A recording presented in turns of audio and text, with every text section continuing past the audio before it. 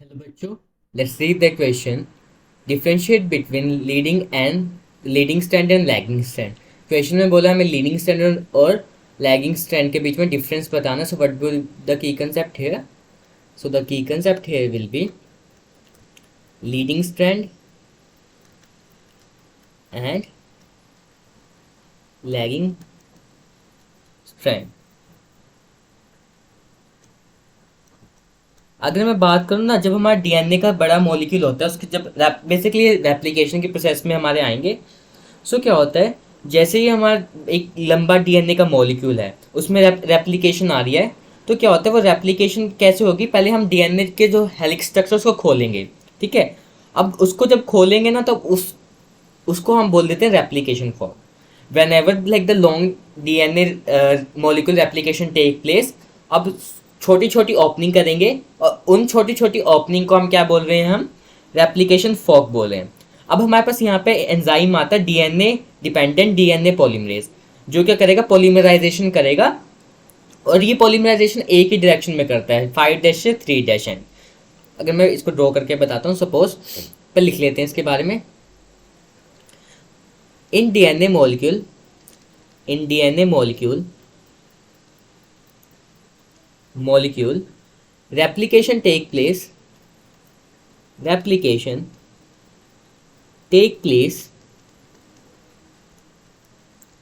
within a small opening of DNA helix. और इसी को क्या कहते हैं हम, और वो ओपनिंग हेलिकेज एंजाइम से होती है. हेलिकेज एंजाइम क्या करता रहता है, हमारे ओपनिंग करता रहता है. सो डीएनए हेलिक्स, इसी को क्या कहते हैं, नोन एज रेप्लिकेशन फॉर्क. इसी को हम क्या बोल रहे हैं, रेप्लिकेशन फॉर्क बोल रहे हैं, रेप्लिकेशन फॉर्क. अब हमारे डीएनए की जो रेप्लिकेशन है, मतलब डीएनए कॉपी बनानी है ना बेसिकली, वो किस डायरेक्शन में होगी, वो एक ही डायरेक्शन में हो सकती है, in the 5' 3' direction. So DNA dependent ये एंजाइम होता है जो हेल्प करता है. डीएनए डिपेंडेंट डीएनए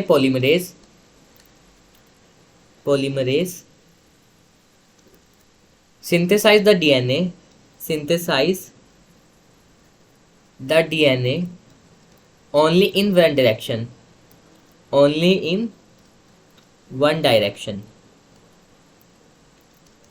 कौन सी डायरेक्शन होती है वो, 5' to 3'. अब इसकी वजह से क्या प्रॉब्लम है, पहले हमें डीएनए रेप्लिकेशन फॉर्क बना रहा हूँ. सपोज ये मैं रेप्लिकेशन, ये 5' से 3' एंड है, एंड ये 5' से यहाँ 3' है. अब क्या होगा, सिंथेसिस हो रही है किसकी, डीएनए मॉलिक्यूल्स की.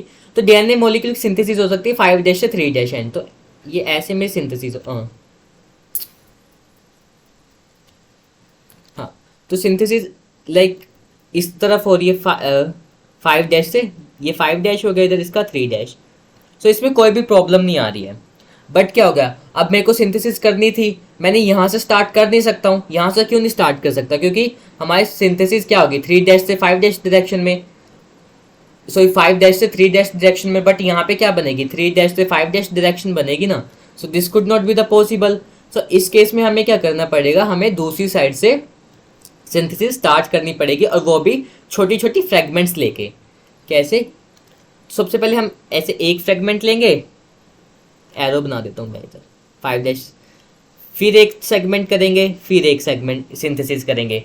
ये क्या हो रही है, डिसकॉन्टिन्यूस, यहाँ पे क्या हो रहा है, डिसकॉन्टिन्यूस सिंथेसिस हो रही है, डिसकॉन्टिन्यूस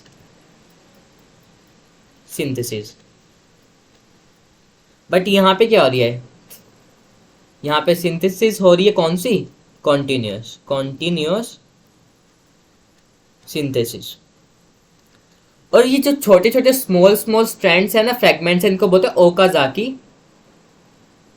ओकाजाकी फ्रेगमेंट्स.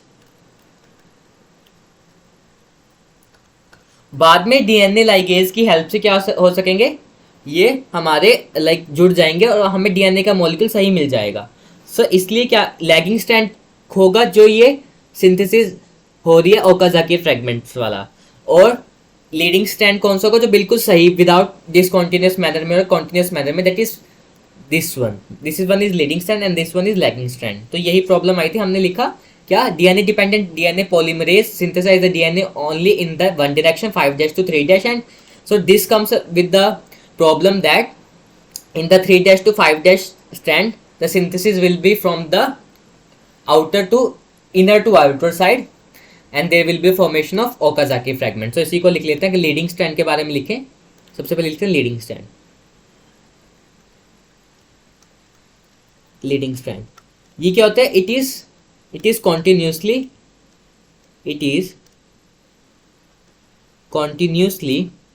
synthesized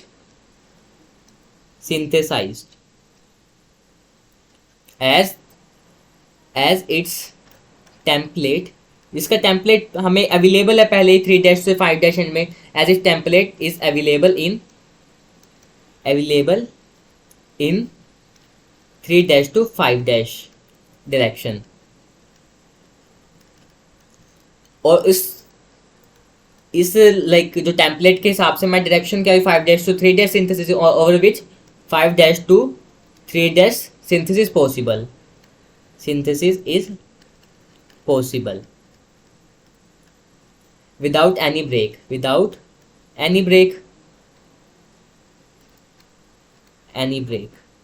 ठीक है। और अगर मैं बात करूँ लैगिंग स्ट्रैंड की सो ये क्या होगा, discontinuous, it is डिसकॉन्टिन्यूसली synthesized as its template not available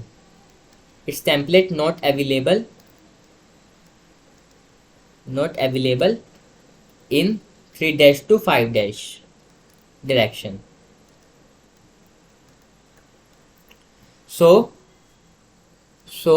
Okazaki जो ये स्मॉल फ्रेगमेंट्स थी अभी बताई थी, ओकाज़ाकी फ्रेगमेंट्स विल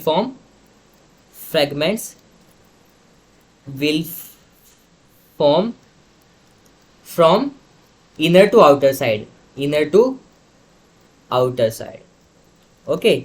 बाद में लाइगेज की हेल्प से देखो, अगर डीएनए की बात करूँ, ये वाली साइड क्या है, ये इनर साइड है, ये आउटर है, यहाँ से आउटर है, ये इनर साइड से।